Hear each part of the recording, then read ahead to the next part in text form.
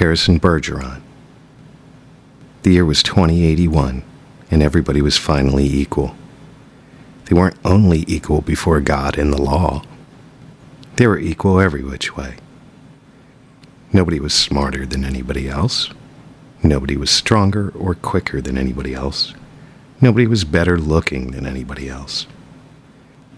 All this equality was due to the 211th, 212th, and 213th Amendments to the Constitution, and to the unceasing vigilance of agents of the United States Handicapper General. Some things about living still weren't quite right, though. April, for instance, still drove people crazy by not being springtime, and it was in that clammy month that the HG men took George and Hazel Bergeron's 14-year-old son, Harrison, away. It was tragic, all right, but George and Hazel couldn't think about it very hard. Hazel had a perfectly average intelligence, which meant she couldn't think about anything except in short bursts. And George, while his intelligence was way above normal, had a little mental handicap radio in his ear. He was required by law to wear it at all times. It was tuned to a government transmitter. Every 20 seconds or so, the transmitter would send out some sharp noise to keep people like George from taking unfair advantage of their brains. George and Hazel were watching television. There were tears on Hazel's cheeks, but she'd forgotten for the moment what they were about. On the television screen were ballerinas. A buzzer sounded in George's head. His thoughts fled in panic, like bandits from a burglar alarm. "That was a real pretty dance. That dance they just did," said Hazel. "Huh?" said George. "That dance, it was real nice," said Hazel. "Yup," said George. He tried to think a little about the ballerinas. They weren't really very good. No better than anybody else would have been anyway. They were burdened with sash weights and bags of birdshot, and their faces were masked, so that no one, seeing a free and graceful gesture or a pretty face, would feel like something the cat drug in. George was toying with the notion that maybe dancers shouldn't be handicapped, but he didn't get very far with it before another noise in his ear radio scattered his thoughts. George winced. So did 2 of the 8 ballerinas. Hazel saw him wince. Having no mental handicap herself, she had to ask George what the latest sound had been. "Sounded like somebody hitting a milk bottle with a ball-peen hammer," said George. "I think it'd be real interesting hearing all those different sounds," said Hazel, a little envious. "All the things they think up." Said George. "Only if I was Handicapper General, you know what I would do?" said Hazel. Hazel, as a matter of fact, bore a strong resemblance to the Handicapper General, a woman named Diana Moon Glampers. "If I was Diana Moon Glampers," said Hazel, "I'd have chimes on Sunday. Just chimes. Kind of in honor of religion." "I could think if it was just chimes," said George. "Well, maybe make 'em real loud," said Hazel. "I think I'd make a good Handicapper General." "Good as anybody else," said George. "Who knows better'n I what normal is," said Hazel. "Right," said George. He began to think glimmeringly about his abnormal son who was now in jail, about Harrison, but a 21-gun salute in his head stopped that. "Boy," said Hazel, "that was a doozy, wasn't it?" It was such a doozy that George was white and trembling, and tears stood on the rims of his red eyes. 2 of the 8 ballerinas had collapsed to the studio floor, were holding their temples. "All of a sudden you look so tired," said Hazel. "Why don't you stretch out on the sofa, so's you can rest your handicap bag on the pillows?" She was referring to the 47 pounds of birdshot in a canvas bag which was padlocked around George's neck. "Go on and rest the bag for a little while," she said. "I don't care if you're not equal to me for a while." George weighed the bag with his hands. "I don't mind it," he said. "I don't notice it anymore. It's just part of me." "You've been so tired lately, kind of worn out," said Hazel. "If there was some way we could just make a little hole in the bottom of the bag and just take a few of them lead balls, just a few." 2 years in prison and $2,000 fine for every ball I took out," said George. "I don't call that a bargain." "If you could just take a few out when you came home from work," said Hazel. "I mean, you don't compete with anybody around here. You just sit around." "If I tried to get away with it," said George, "then other people would try to get away with it, and pretty soon we'd be right back in the Dark Ages again, with everybody competing against everybody else. You wouldn't like that, would you?" "I'd hate it," said Hazel. "There you are," said George. "The minute people start cheating on laws, what do you think happens to society?" If Hazel hadn't been able to come up with an answer to this question, George couldn't have supplied one. A siren was going off in his head. "Reckon it'd all fall apart," said Hazel. "What would?" said George blankly. "Society," said Hazel uncertainly.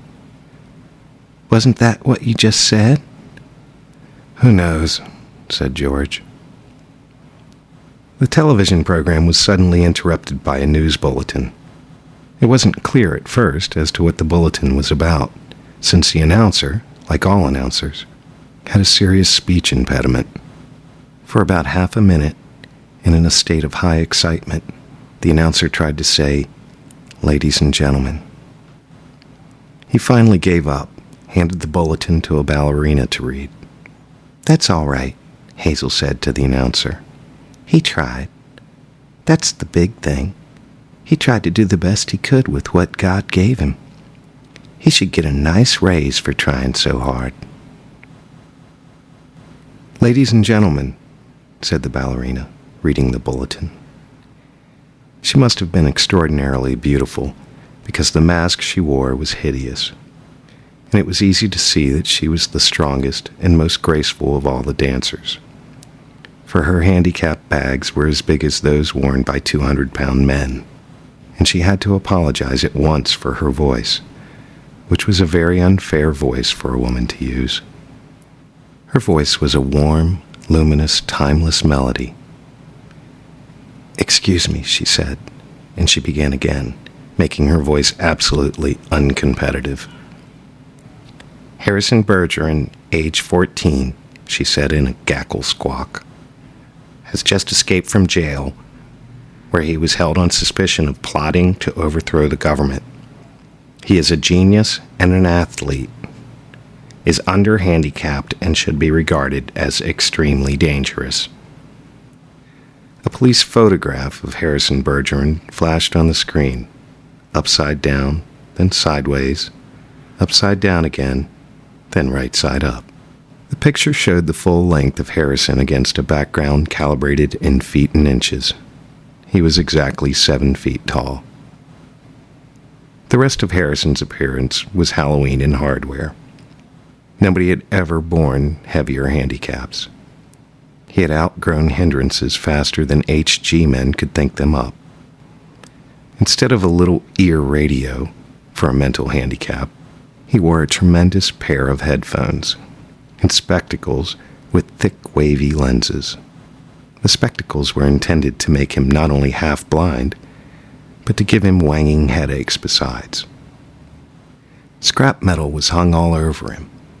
Ordinarily, there was a certain symmetry, a military neatness to the handicaps issued to strong people, but Harrison looked like a walking junkyard. In the race of life, Harrison carried 300 pounds. And to offset his good looks, the HG men required that he wear at all times a red rubber ball for a nose, keep his eyebrows shaved off, and cover his even white teeth with black caps at a snaggletooth random. "If you see this boy," said the ballerina, "do not, I repeat, do not, try to reason with him." There was the shriek of a door being torn from its hinges. Screams and barking cries of consternation came from the television set. The photograph of Harrison Bergeron on the screen jumped again and again, as though dancing to the tune of an earthquake. George Bergeron correctly identified the earthquake, and well he might have, for many was the time his own home had danced to the same crashing tune. "My God," said George, "that must be Harrison." The realization was blasted from his mind instantly by the sound of an automobile collision in his head. When George could open his eyes again, the photograph of Harrison was gone. A living, breathing Harrison filled the screen. Clanking, clownish, and huge, Harrison stood in the center of the studio. The knob of the uprooted studio door was still in his hand. Ballerinas, technicians, musicians, and announcers cowered on their knees before him, expecting to die. "I am the Emperor," said Harrison. "Do you hear me? I am the Emperor. Everybody must do what I say at once." He stamped his foot, and the studio shook. "Even as I stand here," he bellowed, "crippled, hobbled, sickened, I am a greater ruler than any man who ever lived. Now watch me become what I can become." Harrison tore the straps of his handicap harness like wet tissue paper.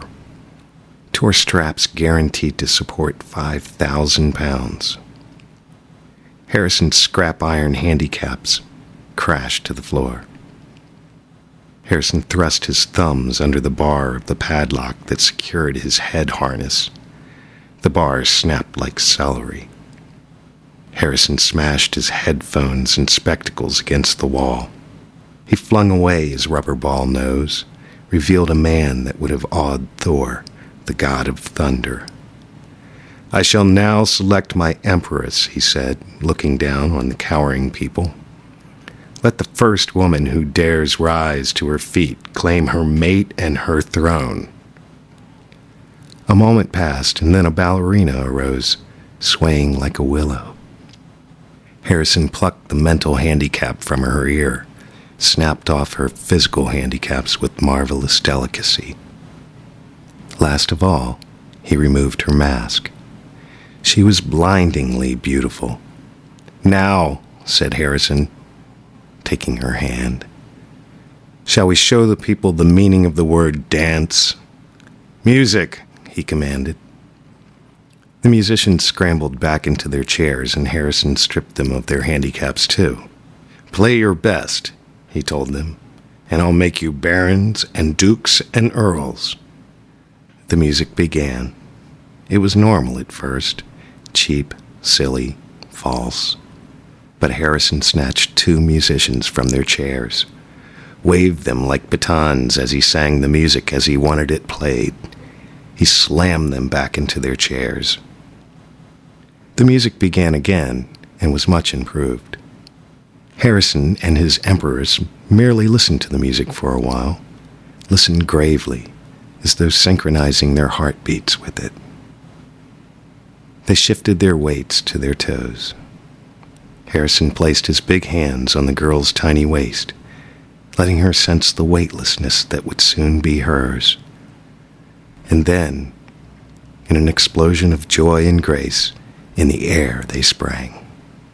Not only were the laws of the land abandoned, but the law of gravity and the laws of motion as well. They reeled, whirled, swiveled, flounced, capered, gambled, and spun. They leaped like deer on the moon. The studio ceiling was 30 feet high, but each leap brought the dancers nearer to it. It became their obvious intention to kiss the ceiling. They kissed it, and then, neutralizing gravity with love and pure will, they remained suspended in air inches below the ceiling, and they kissed each other for a long, long time. It was then that Diana Moon Glampers, the handicapper general, came into the studio with a double-barreled 10-gauge shotgun. She fired twice, and the Emperor and the Empress were dead before they hit the floor. Diana Moon Glampers loaded the gun again. She aimed it at the musicians and told them that they had 10 seconds to get their handicaps back on. It was then that the Bergeron's television tube burned out. Hazel turned to comment about the blackout to George, but George had gone into the kitchen for a can of beer. George came back with the beer, paused while a handicap signal shook him up, and then he sat down again. "You've been crying?" he said to Hazel. "Yep," she said.